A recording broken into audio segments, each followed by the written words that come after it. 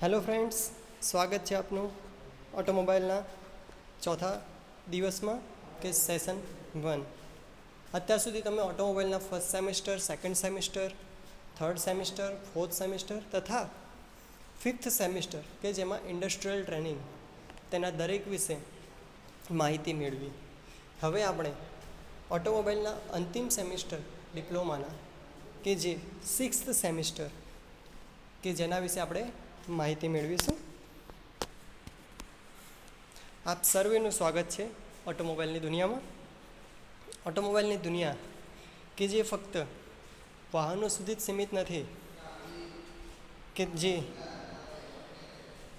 પોતે લોકોમોટિવ એટલે કે ટ્રેન્સ, એરોનોટિકલ્સ એટલે કે પ્લેન્સના એન્જિન્સ, મરીન એટલે કે સ્ટીમર્સ તેના સુધી પણ ફેલાયેલ છે.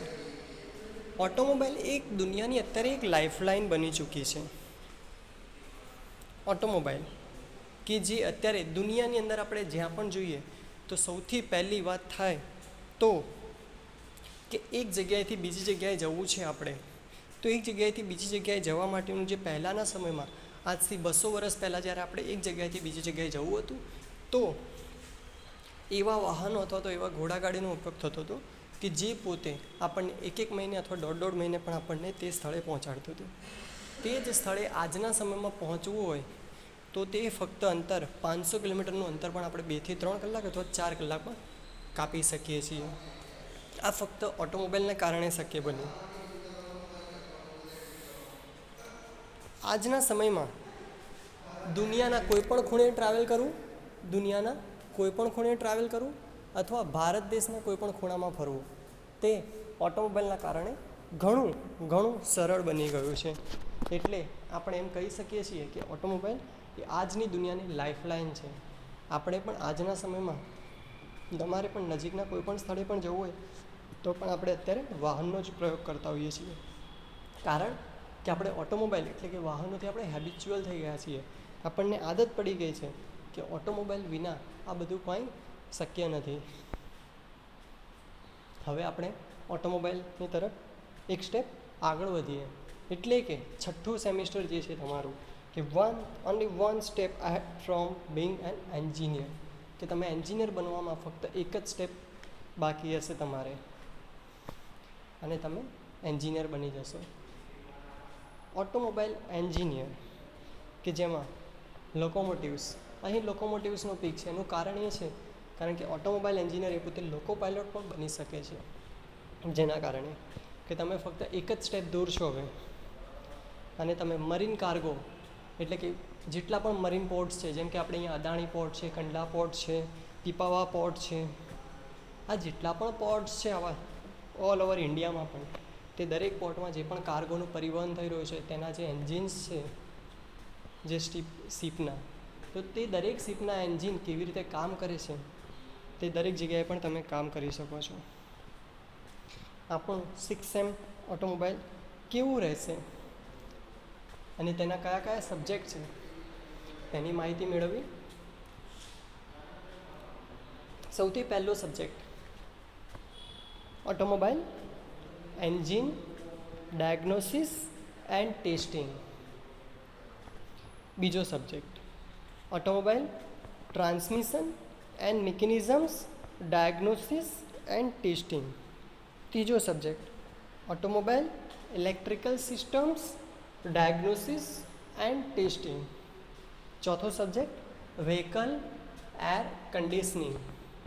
પાંચમો subject motor vehicle accident and loss assessment. છઠ્ઠો સબ્જેક્ટ ટેકનિકલ સેમિનાર. દરેક સબ્જેક્ટ શું છે તેના વિશે આપણે થોડી માહિતી મેળવીએ ટૂંકમાં. તો સૌથી પહેલું automobile engine diagnosis and testing. હવે અહીંયા બે શબ્દો છે. તમે ઓટોમોબાઈલ વિશે તો માહિતી થોડી મેળવી લીધી, એન્જિન વિશે પણ તમે જાણો છો થોડું, પરંતુ ડાયગ્નોસિસ અને ટેસ્ટિંગ આ બે શબ્દો તમારી માટે નવા છે.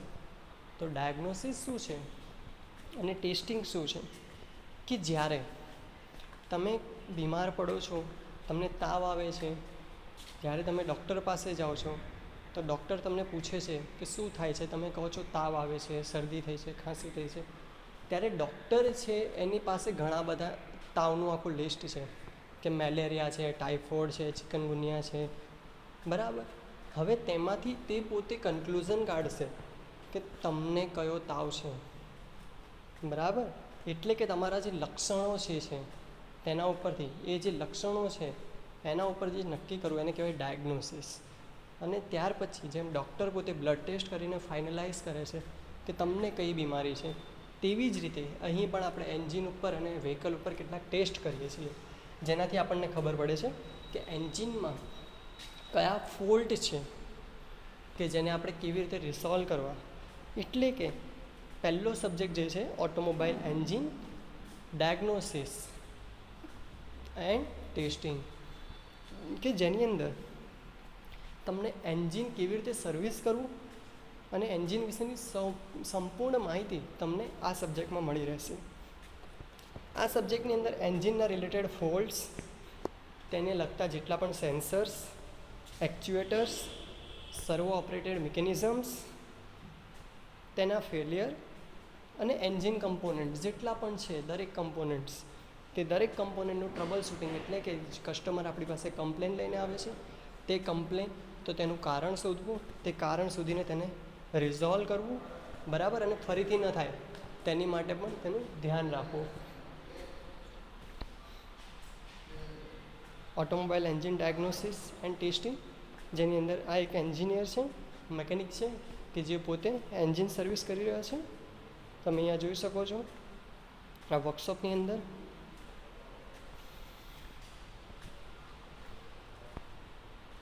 બીજો subject automobile transmission and mechanisms diagnosis and testing.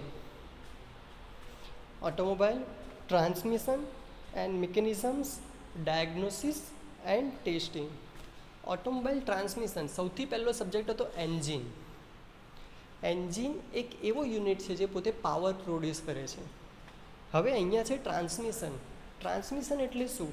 તો કે એન્જિનનો જે પાવર છે તે રિયર વ્હીલ એટલે કોઈ પણ વ્હીલ સુધી પહોંચાડવો, બરાબર.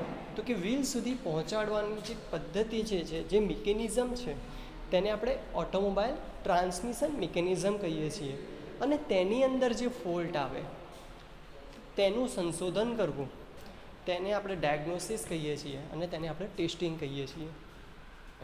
તો આ જે છે કે ઓટોમોબાઈલની જેટલી પણ ટ્રાન્સમિશન સિસ્ટમ છે, જેમાં આપણે gearbox, clutch, propeller shaft, differential, live axle, એ પછી રિયર એક્સલ હોઈ શકે, ફ્રન્ટ એક્સલ હોઈ શકે, બરાબર, એન્ડ વ્હીલ એન્ડ ટાયર્સ,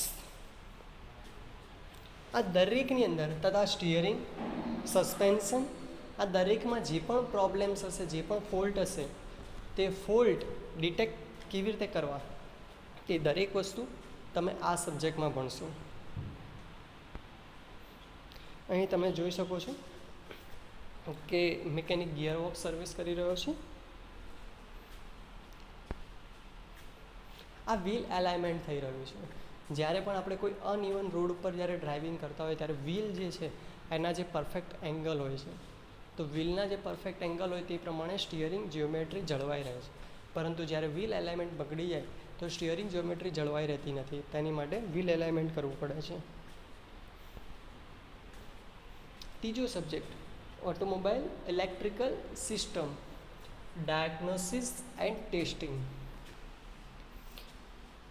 આ સબ્જેક્ટ કે જેની અંદર ગાડી જ્યારે આપણે સ્ટાર્ટ કરીએ છીએ, જ્યારે કી નાખીને, જે તમે ફર્સ્ટ વિડીયોમાં પણ જોયું હતું કે સર છે કારમાં કી નાખે છે, બરાબર, કાર સ્ટાર્ટ થાય છે, તે આખા વિડીયોમાં તમે માહિતી મેળવી હતી કે કેવી રીતે થાય છે. પરંતુ તે કી નાખવાથી, એ કી નાખી એટલે ઇલેક્ટ્રિકલ સિસ્ટમ ઓપરેટ થઈ, કારણ કે બેટરીમાંથી પાવર આવ્યો, બરાબર. જે બેટરીમાંથી પાવર આવે છે, તો બેટરીમાંથી પાવર આવતા એ એન્જિન સ્ટાર્ટ થાય છે. તો ઓટોમોબાઈલ ઇલેક્ટ્રિકલ સિસ્ટમ કે ઓટોમોબાઈલની અંદર જેટલી લાઇટિંગ સિસ્ટમ છે, ઓક્ઝિલરી સિસ્ટમ છે, બરાબર, આ દરેક system, starting system, lighting system, ignition system, કે પેટ્રોલ એન્જિન છે તેમાં સ્પાર્ક કેવી રીતે કરવામાં આવે છે, આ દરેક વસ્તુની અંદર જે પણ ફોલ્ટ આવે છે તેનું study automobile electrical system diagnosis and testing આ સબ્જેક્ટમાં કરવામાં આવે છે. ઓટોમોબાઈલ ઇલેક્ટ્રિકલ સિસ્ટમ કે જેનું વાયરિંગ કે જે તમને ફક્ત જાણ ખાતર કે આ અન્ય જે પણ ઇલેક્ટ્રિકલ વાયરિંગ હોય છે તેનાથી થોડું અલગ હોય છે, જેને આપણે વાયરિંગ હાર્નેસ કહીએ છીએ.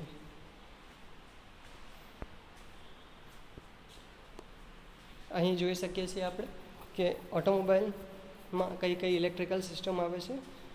તો અત્યારે electrical door opening, automatic door opening system છે, energy storage, power storage, battery છે, લાઇટિંગ કમ્પોનન્ટ્સ આવે છે, ઇલેક્ટ્રોનિક કમ્પોનન્ટ્સ છે, બરાબર. કારની અંદરનું જે સ્ટિયરિંગ સેગમેન્ટની આગળ જે પણ આપણે આખું ડેશિંગ જે દેખાઈ રહ્યું છે તેને આપણે ડેશબોર્ડ કહીએ છીએ. એ પણ આખું ઇલેક્ટ્રિકલ સિસ્ટમથી ઓપરેટ થતું હોય છે. તો આ દરેક વસ્તુનું સર્વિસિંગ કેવી રીતે કરવું અને ફોલ્ટ કેવી રીતે ડિટેક્ટ કરવો એની માટે આપણો જે સબ્જેક્ટ છે તેનું નામ છે automobile electrical system diagnosis and testing. ચોથો સબ્જેક્ટ વ્હીકલ એર કન્ડિશનિંગ. અત્યારના દરેક વાહનની અંદર એર કન્ડિશનિંગ સિસ્ટમ આવે છે. તો આ એર કન્ડિશનિંગ સિસ્ટમ જે પણ છે કેવી રીતે કાર્ય કરે છે. આપણા ઘરની અંદર જે એસી હોય છે, જ્યારે એસી સ્ટાર્ટ કરીએ તો બીજા બધા કેટલા ઇક્વિપમેન્ટ્સ ઉપર લોડ પડતો હોય છે. તો આપણા વ્હીકલની અંદરનું એસી કેવી રીતે વર્ક કરે છે કે જેના લીધે એન્જિનની સ્પીડ કે કશાયમાં પણ ફ્લક્ચ્યુએશન આવ્યા વગર વ્હીકલનું એસી બહુ સારી રીતે વર્ક કરે છે. અને તેની અંદર કયા ફોલ્ટ આવે તે ફોલ્ટ ડિટેક્શન કેવી રીતે કરવું તે પણ આપણે આ વીએસસી સબ્જેક્ટમાં સમજવાનું છે. વીએસસી એટલે વ્હીકલ એર કન્ડિશનિંગ, કે જેની અંદર જે આપણે એર કન્ડિશનિંગની અંદર જે આપણે રેફ્રિજરન્ટ વાપરીએ છીએ. રેફ્રિજરન્ટ એટલે કે જેને ઠંડુ કરે છે તેવું એક તરલ એટલે પ્રવાહી, એ ફોલ્ટ ડિટેક્ટ કરવા માટેનું. હવે અહીં આપણે રેફ્રિજરન્ટ ટેમ્પરેચર અને એર કન્ડિશનિંગની અંદર જે પણ જગ્યાએ લીકેજ છે તે ટેસ્ટ કરી રહ્યો છે મિકેનિક. હવે આપણે આનાથી આગળ વધીએ તો આગળનો સબ્જેક્ટ છે આપણો motor vehicle accident and loss assessment. તો motor vehicle accident and loss assessment આ સબ્જેક્ટમાં શું છે તો કે આ સબ્જેક્ટની અંદર તમને જ્યારે કોઈ પણ વ્હીકલનું જ્યારે એક્સિડન્ટ થાય છે તો તે જે વ્હીકલનું એક્સિડન્ટ થાય છે તે સમયે હવે તેમાંથી આપણને કેવી રીતે એક્સિડન્ટ થયું, કોણે એક્સિડન્ટ કર્યું અને તેનો સર્વે કેવી રીતે કરવો. એટલે કે ફ્રન્ટથી એક્સિડન્ટ થયું છે, રિયરથી એક્સિડન્ટ થયું છે, વ્હીકલ ટોપલિંગ એટલે કે વ્હીકલ ઊંધું પડી ગયું છે, આખું નદીમાં પડી ગયું છે, કેવી રીતે થયું છે, અથવા તો ક્યાંક ઘસાયું છે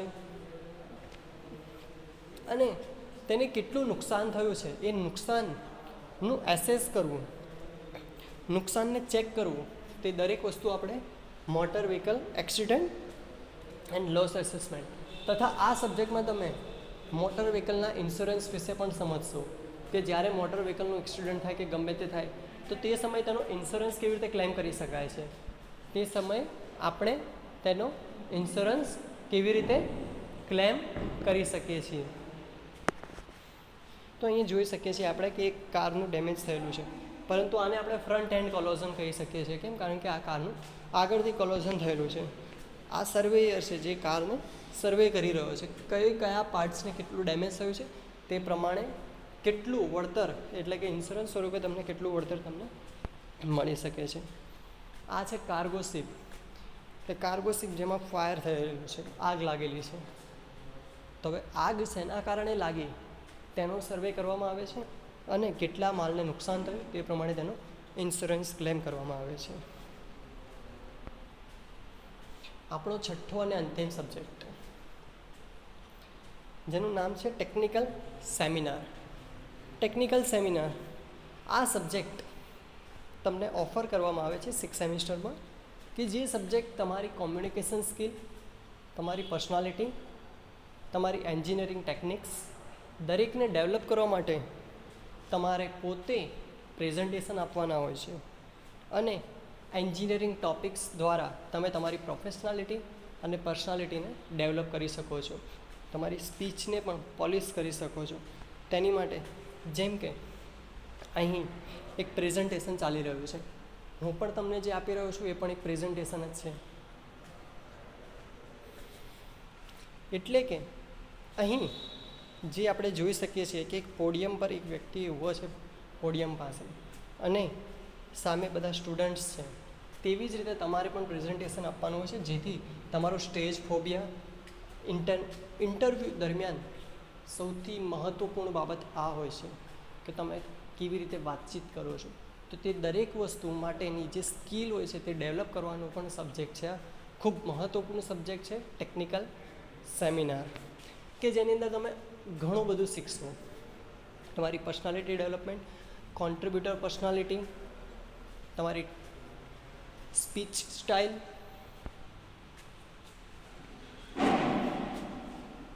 આનાથી આગળ વધીએ આપણે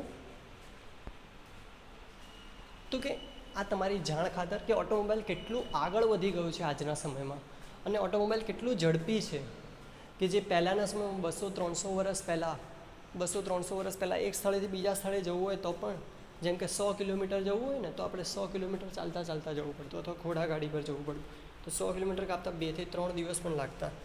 એવી જ રીતે અત્યારનો સમય આપણે જોવા જઈએ તો કે ફાસ્ટેસ્ટ બાઇક, અત્યારની વર્લ્ડની સૌથી ફાસ્ટેસ્ટ બાઇક છે ટોમહાઉક, કે જે 560 કિલોમીટર પ્રતિ કલાકની ઝડપે જાય છે. કેટલી? તો કે 560 kilometre, 560 kilometre per hour. Fastest car in the world Bugatti Chiron sport, જેને સુપર સ્પોટથી પણ ઓળખવામાં આવે છે, 486 કિલોમીટર પ્રતિ કલાક, 486 kilometre per hour. Fastest truck in the world. હવે તમને થતું હશે કે ટ્રકની તો સ્પીડ મેક્સિમમ કેટલી હોઈ શકે? 100 કિલોમીટર, 80. જ્યારે ધ આયરન નાઇટ વોલ્વોનો ટ્રક છે, the iron night trailer truck કહેવામાં આવે છે, જેને 276 કિલોમીટર પર આવરની સ્પીડે જઈ શકે છે, 276 કિલોમીટર પ્રતિ કલાક. અને fastest train in the world Yamanashi Japan maglev train, જેને ટ્રાન્સ રેપિડ પણ કહેવામાં આવે છે, જે 603 કિલોમીટર પ્રતિ કલાકની ઝડપે પણ જઈ શકે છે. જે 603, જેની મેક્ઝિમમ સ્પીડ 603 કિલોમીટર પ્રતિ કલાકની રહેલી છે. તમે અહીંયા જોઈ શકો છો ટોમહાઉક, જે 560 કિલોમીટર પ્રતિ કલાકની ઝડપે દોડતી બાઇક છે. બરાબર, થોડી અચરજ પમાડે તેવી તેની ડિઝાઇન છે. Bugatti Chiron super sport car, 486 kilometre પ્રતિ કલાક.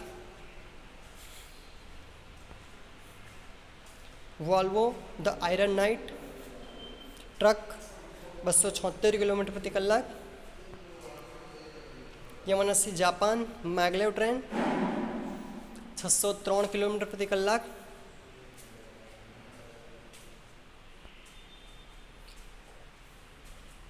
આપ સર્વેનું સ્વાગત છે, સર્વે વિદ્યાર્થીઓનું ઓટોમોબાઈલ એન્જિનિયરિંગમાં શ્રી સ્વામિનારાયણ પોલિટેકનિક વતી.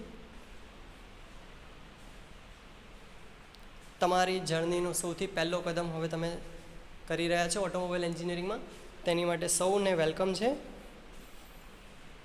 ઓટોમોબાઈલ એન્જિનિયર બનવા માટેનું ફર્સ્ટ સ્ટેપ, સક્સેસ તરફ પ્રયાણ કરવા માટે હવે તમે તૈયાર છો. Thank you.